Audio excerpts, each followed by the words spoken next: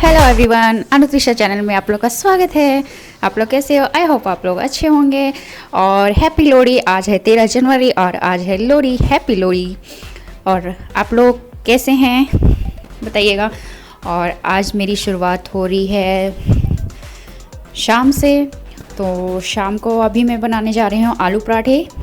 तो वही मैं कैसे बनाती हूँ आलू पराठे, वही मैं आप लोग से शेयर करूँगी। चलिए चलते हैं किचन में। वैसे तो मैं किचन में ही खड़ी हूँ। अब मैंने देखिए आलू उबाल लिए हैं। यहाँ मैंने 6-7 आलू लिए हैं, छोटे बड़े मीडियम साइज़ के हैं। तो मैंने आलू उबाल लिए हैं, अच्छे से मैश कर लिया है। फिर इसके बाद मैंने मिर्ची और अदरक लहसुन का बिल्कुल मतलब कि ब्रेक किया हुआ मिर्ची है छोटी छोटी, और अदरक लहसुन का पेस्ट है। और इसको मैं अच्छे से हल्का ही लहसुन और अदरक को करूँगी मैं। मतलब मुझे इसे ज़्यादा फ्राई नहीं करना है, हल्का ही मैं इसे कच्चापन हल्का रहने दूंगी। इससे क्या है, आलू का जो मसाला होगा ना जो रेडी होगा, उससे क्या है अदरक और लहसुन का अच्छा टेस्ट उसमें आता है। अगर आप पूरा जला देंगे ना तो उसका टेस्ट ख़त्म हो जाता है। इसलिए हल्का ही मैं फ्राई करती हूँ इसे। और फिर इसके बाद मैं इसमें डालूँगी, फिर मैंने इसमें डाला है हल्दी, नमक और थोड़ा सा आमचूर पाउडर डाला है और थोड़ी लाल मिर्ची डाली है। यही सब मसाले मैं डाल के इसमें मिक्स करूँगी। आलू के मसाले में मैं यही रेडी करूँगी। और काफ़ी लोग प्याज डालते हैं आलू के पराठे में मसाले में, पर मैं नहीं डालती हूँ। मैं ऐसे ही सिंपल तरीके से ही बनाती हूँ आलू का पराठा, जो अच्छा भी बनता है। और अर्पित के लिए मैंने थोड़ा सा निकाल लिया था, उसमें नमक डाल के ही उसके लिए बनाऊँगी, क्योंकि वो मसाले वाला बिल्कुल नहीं खाएगा। तो यहाँ मैंने नमक वगैरह डाल के अच्छे से मैश कर दिया है। ये देखिए मेरा कैसा लग रहा है आप लोग को मेरा आलू का मसाला।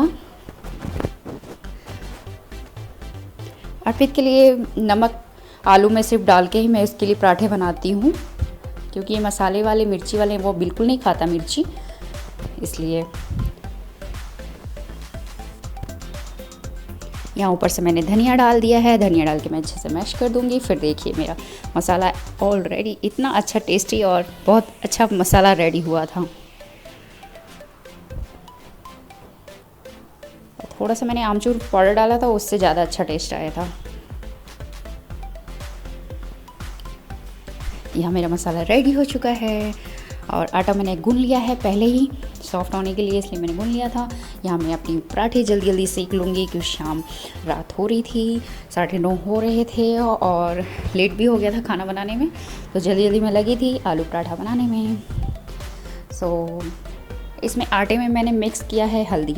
थोड़ा सा मैंने आटे में मिक्स किया है हल्दी मैंने इसलिए मिक्स किया है कि आलू का पराठा जो देखने में भी बहुत अच्छा लगे, खाने में तो अच्छा लगेगा ही, पर ऊपर से देखने में भी कलर बहुत अच्छा लगता है। इसलिए मैं आटे में हल्दी ऐड किया है मैंने। और यहाँ थोड़े थोड़े तेल लगा के, घी लगा के मैं सेक लूँगी। और यहाँ देखिए मेरे पराठे फुले फुले, बहुत अच्छा पराठा बना था, मज़ा आ गया। और अर्पित के लिए सिंपल, और इसके साथ मैंने धनिया की चटनी और दही की, रात ज़्यादा हो गई थी दही नहीं मिला, तो धनिया की चटनी के साथ ही खाए और थोड़ी सब्जी रखी थी। ये देखिए हमारे आलू का पराठा अच्छा लग रहा है ना कलर। हल्दी डाला इसमें आलू के पराठे में, आटे में, तो कलर भी बहुत अच्छा आया, बिल्कुल सॉफ्ट सॉफ्ट बना है। खा के बहुत अच्छा दिख भी रहा है, खाने में भी बहुत अच्छा था। यहाँ हमारा आलू का पराठा रेडी हो चुका है। आ जाइए आप लोग डिनर करते हैं।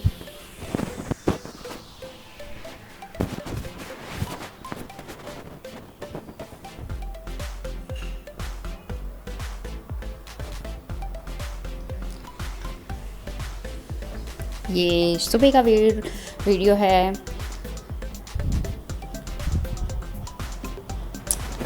यहाँ मैं बना रही हूँ, 14 तारीख की तैयारी हो रही है।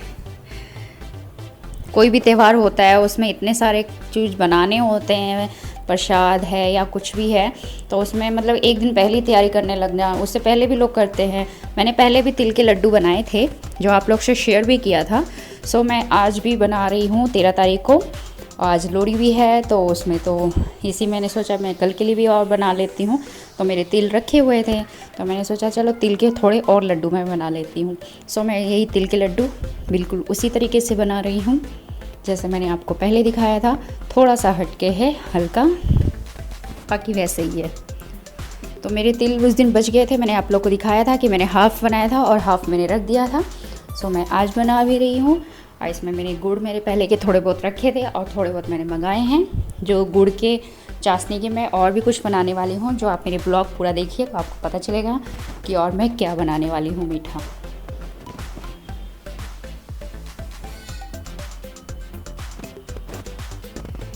ये देखिए, इसमें पानी बिल्कुल यूज नहीं किया है मैंने, घी में ही अपना गुड़ अच्छे से मैश कर लिया है। इसकी अच्छे से मैं बना लूँगी। फिर उसके बाद मैं चेक करने के लिए पानी का यूज करती हूँ। पानी से नहीं तो हाथ की उंगलियों से भी आप चेक कर सकते हैं।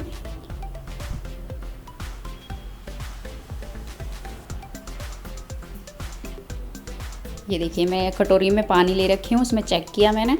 और जब वो अच्छे से नीचे में जम जाए और फिर उसके बाद आप हाथों से देखना कैसा है थोड़ा, तो मतलब कि रेडी हो जाता है। ये देखिए मेरा जम गया है बहुत अच्छे से, लड्डू बनाने लायक है, रेडी है। अब मैं इसमें तिल डाल के इसके अच्छे अच्छे लड्डू बनाऊंगी। पता है, मैंने उस दिन लड्डू बनाए थे, बहुत अच्छे बने थे। तो सोचा आधे तिल और बचे हैं, सोच तो रही थी मैं कुछ और बनाने के लिए, तो फिर सोचा चलो लड्डू ही बना लेते हैं। अभी मौसम भी है और खाने में भी मज़ा आता है, सर्दियों में लड्डू अच्छे भी लगते हैं।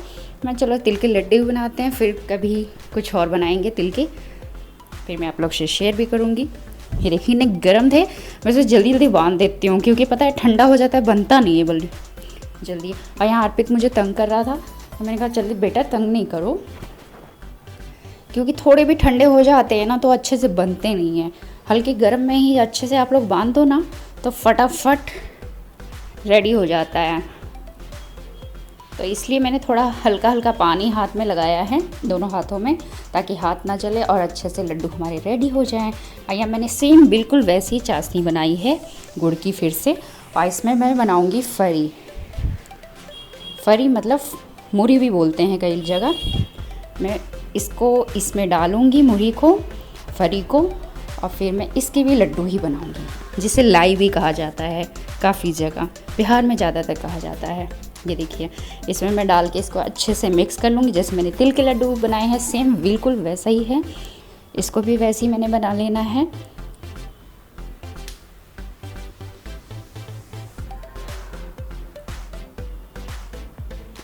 बस इसमें मेरे थोड़ा सा अलग क्या है, इसमें मैंने घी का यूज़ नहीं किया है, इसमें मैंने पानी का थोड़ा यूज़ किया है। थोड़े से पानी में ही मैंने अपनी चाशनी रेडी की है गुड़ की, इसमें मैंने घी नहीं ऐड किया है, थोड़ा सा अलग हो गया है। बाकी खाने में बहुत टेस्टी लगता है, ये आप लोग ट्राई कीजिएगा, लाई बहुत अच्छा लगता है खाने में। और ये फरी है, फरी वाइट वाली फरी होती है वो उसका बनता है, और इसे फरी और मुरही भी कहा जाता है।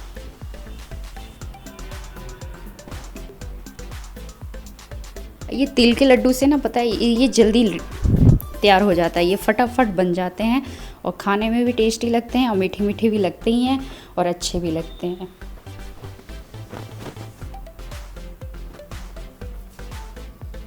ये देखिए, दोनों हाथों से ऐसे ही पकड़ पकड़ के बॉल बनाते हैं ना, वैसे ही बना दो छोटे छोटे वैसे ही बनाना है और वैसे ही बांधते चले जाना है, सारे रेडी हो जाएंगे फटाफट। तिल के लड्डू में थोड़े बांधने में दिक्कत होती है बनाने में, पर इसमें ज़्यादा मुश्किल नहीं है, ये इजी है, या आप आराम से बना सकते हैं, इसमें ज़्यादा मुश्किल नहीं है, ये बन जाते हैं आराम से।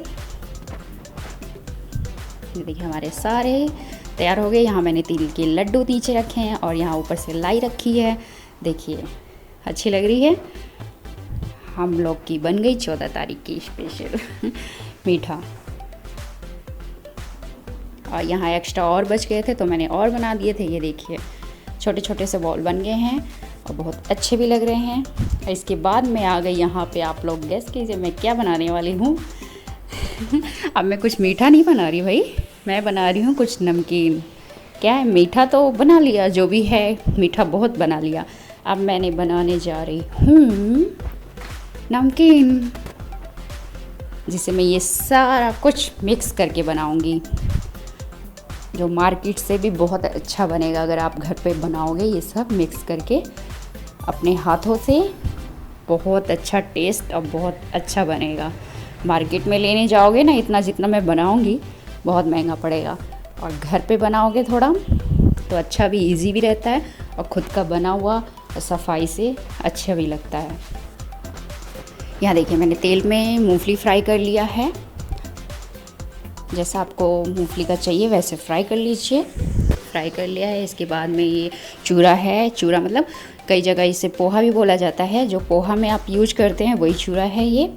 उसी को मैंने हल्के तेल में फ्राई कर लेना है। 2 पार्ट में मैं इसे फ्राई कर रही हूँ कि ज़्यादा था, इसलिए एक बार पहले फ्राई करके निकाला, फिर दूसरी बार मैंने दूसरा इसको आधा भाग और किया। ये देखिए मूंगफली तो हमारी भून गई थी, अब बाकी चूरा भी भून गया। अब इसमें मैंने फरी भी भून लिया है हल्का हल्दी डाल के। इन तीनों को अच्छे से मैंने मिक्स कर देना है।